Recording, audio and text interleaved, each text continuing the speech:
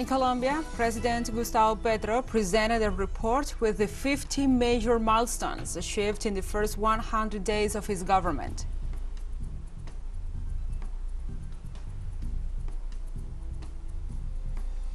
Russian government denies responsibility for Tuesday's missile attacks on the Ukrainian-Polish border, calling the false accusations an act of provocation.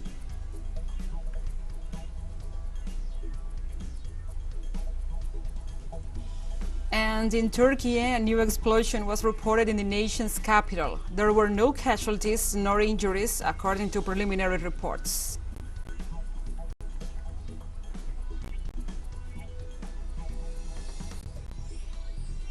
From the headquarters of TeleSUR English in Havana, Cuba, this is From the South.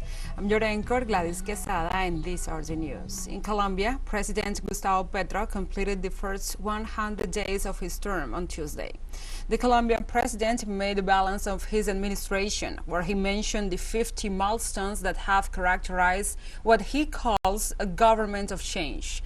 The head of state framed the achievements of his government since his arrival at the Casa de Nariño on August the 7th, where he announced the creation of a public policy for the protection of the Amazon, in which $200 million will be applied annually for the next 20 years for the protection of the Amazon rainforest. In this context, the Colombian leader reported the re-establishment of bilateral relations with Venezuela to improve commercial relations and the quality of life of the population.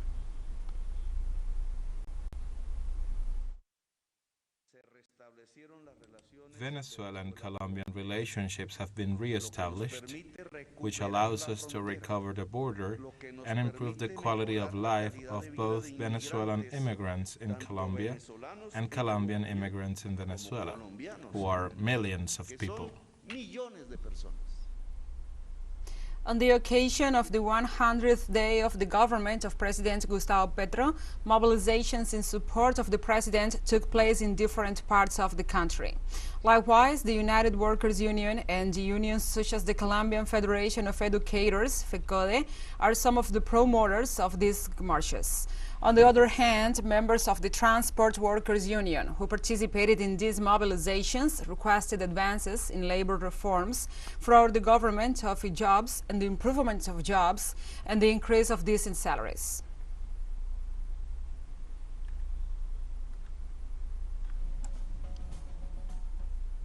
During the press conference offered by Colombian President Gustavo Petro on the occasion of the first 100 days of his administration, the High Commissioner for Peace, Danilo Rueda, informed that Cuba and Norway would act as guarantors in the dialogue processes with the National Liberation Army, the ELN. Regarding the guarantor countries, we must specify again that at this moment there are Cuba and Norway. Any other participant will be known after the talks are restarted. A fundamental point of the agreement in this type of conversation with the ELN is that nothing is defined unilaterally.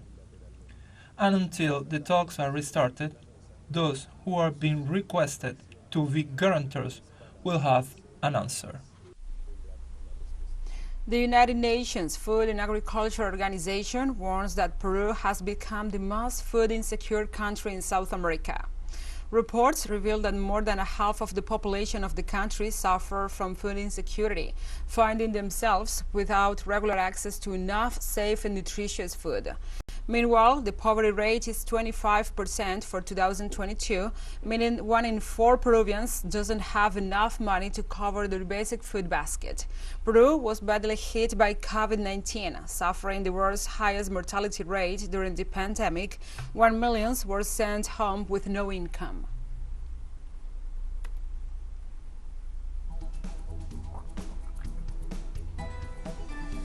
We'll take a short break, but first, remember you can follow us on our TikTok account at TeleSUR English, in which you will be able to see news in different formats, news updates and more.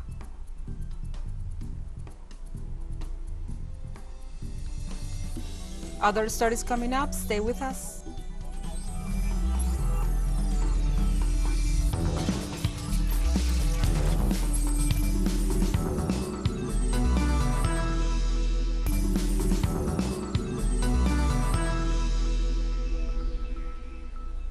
Welcome back to From the South.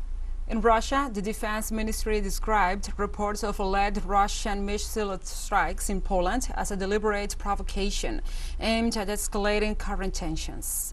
In turn, the ministry denied having attacked targets near the Ukrainian-Polish border, stressing that the strategy of the special military operation does not involve an attack on the border area. In this regard, Moscow explained that the images of missile debris published by the Polish media have no relations to the performance of the weapons used by the Russian army.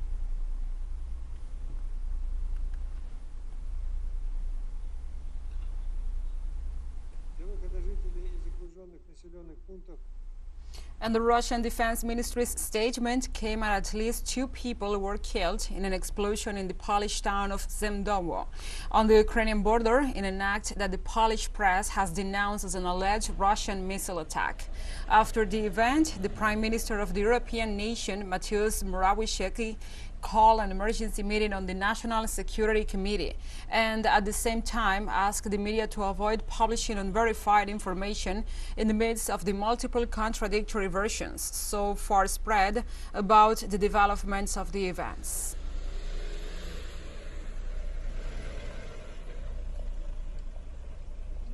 In the United States, Pentagon spokesperson Patrick Ryder said that so far there is no information to corroborate an alleged Russian missile attack against the Polish territory.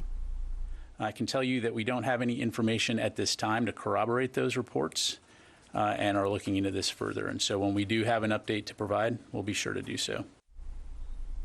Likewise, the Russian president denounced that the distortion of history under false myths causes the destabilization of the states and the peoples.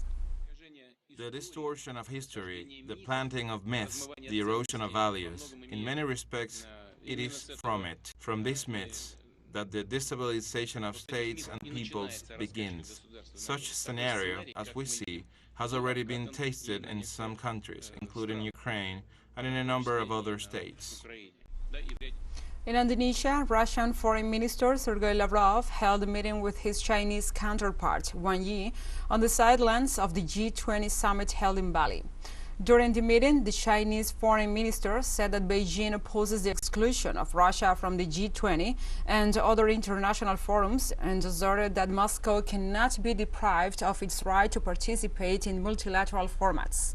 Likewise, during the meeting, the foreign ministers discussed issues of interest such as cooperation and strengthening of bilateral relations. In this regard, the Russian foreign minister stated that at the next session of the National People's Assembly, they will ensure the approaches to binational partnerships and ties.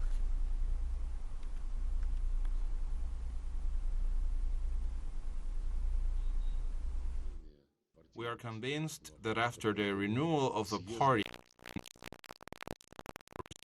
Congress and the upcoming session of the National People's Congress, the continuity of approaches in the direction of our comprehensive partnership and strategic interaction will be ensured. There is no doubt that we will also be able to use new opportunities to unlock the full potential of bilateral ties. The Chinese government on Tuesday reiterated its commitment to promoting political resolutions on the Korean Peninsula and the issue as the country's leader Xi Jinping was set to hold talks with South Korean President Yoon Suk-yeol in Bali. The timeline of the Korean Peninsular situation are quite clear. We believe that addressing the legitimate concerns of all parties involved in a balanced manner through meaningful dialogues is the way out. China will bear in mind the larger picture of peninsular peace and stability and continue to play a positive role in advancing political resolutions on the issues. In Türkiye, a new explosion was reported in the capital Istanbul. According to preliminary reports, there were no casualties nor injuries. Local media reported that a car exploded in Faith district and caused at least 3 vehicles to catch fire. Witnesses reported that a loud detonation was heard coming from a car. The fire was brought under control by firefighting teams and investigations have been launched to determine the causes of the incident. This incident comes 72 hours after an explosion in Istanbul that left 6 people dead and 81 injured.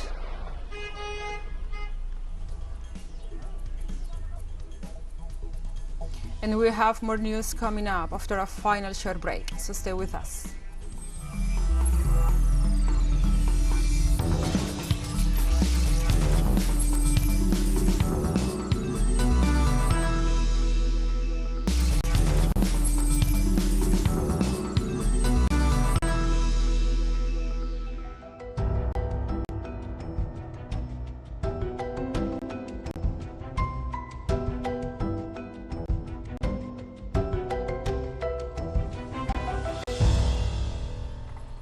Welcome back to From the South.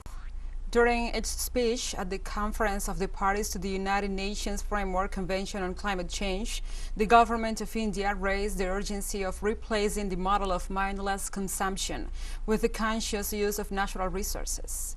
India's Minister of Environment, Forests and Climate Change, Budhan Yadav, underlined that the world needs a paradigm shift away from thoughtless and destructive consumption. In this regard, he recalled that New Delhi launched a series of far-reaching renewable energy initiatives, which propose electric mobility, ethanol-blended fuels, and green hydrogen as energy sources. The official also noted that his country is working on long-term low-emission growth strategies, indicating low-carbon transition pathways in key economic sectors.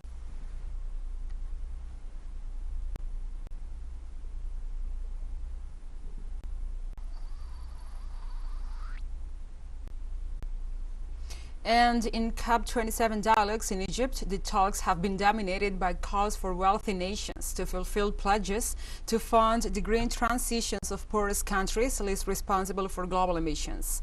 One of them is Antigua and Barbuda, where UN ambassador and lead climate change negotiators said that the system is being gamed at their expenses as small island developing states and the expense of future generations.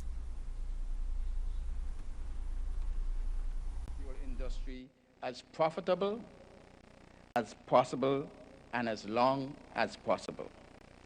And in the same minute, the whole issue of keeping 1.5 alive becomes an elusive dream.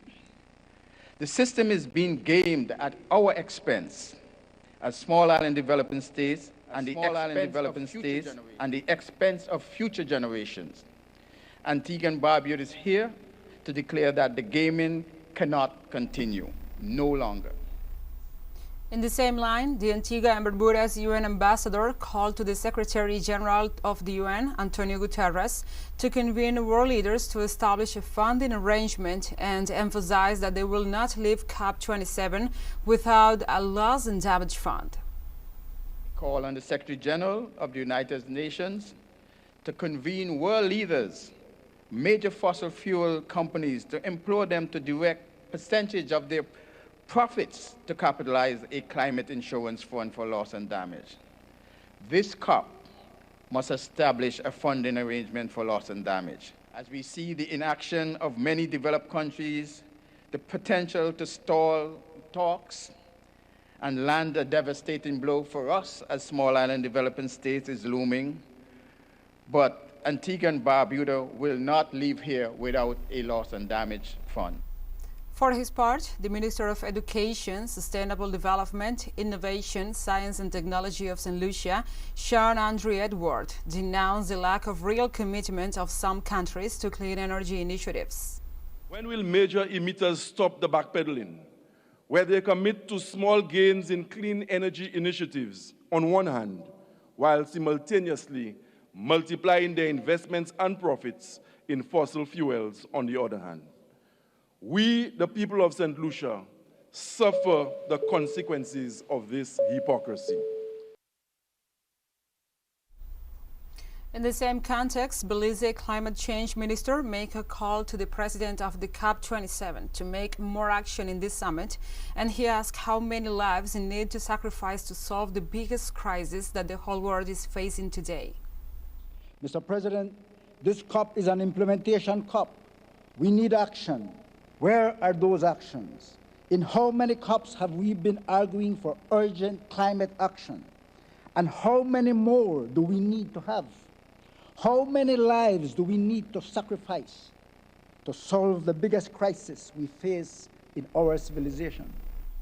And we have a disclaimer to announce. Our Facebook page has been hacked and currently is displaying content out of our agenda and against our social, moral, political, and informative premises. We stress TeleSUR English is not responsible for these posts that violate Facebook's community standards. We invite our viewers to join us on our new Facebook page at TeleSUR English Official to stay up to date on current world events.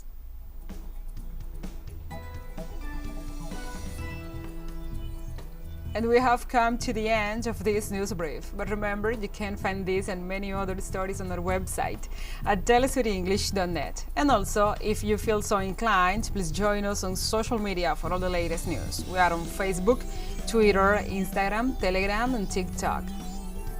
For TeleSUR English, I'm Gladys Quesada. Thank you for watching.